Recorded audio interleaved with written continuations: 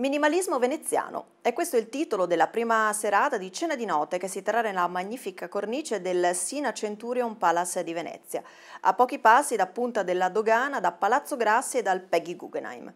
È in questa parte della città, ricca di storia, arte e cultura, che si celebrerà il consueto sodalizio tra musica colta e cucina di alto livello. Il format della rassegna è noto. Ad aprire la serata un concerto di musica da camera di grandi artisti e a seguire la degustazione del menù di chef blasonati. Al Centurion Palace, palazzo del 1800, sede dell'Hotel 5 Stelle della catena Sina, si esibirà il quartetto dell'Accademia Musicale di San Giorgio, l'orchestra della Fondazione Cini della vicina Isola di San Giorgio. Gli interpreti nel salone che si affaccia sul Canal Grande saranno Ivana Rabaglia e Luisa Messinis al violino, Alberto Belli alla viola e Giulio Rossi al violoncello. Eseguiranno le note contemporanee delle melodie di Philip Glass, massimo esponente del minimalismo in musica, da cui il titolo della serata.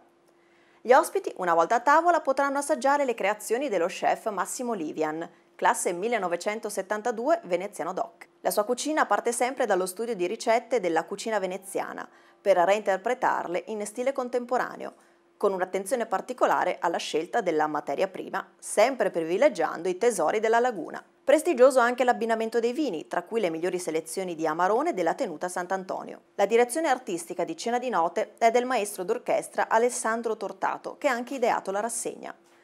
A realizzarla è il Corriere del Veneto, con il sostegno di Schöller Bank.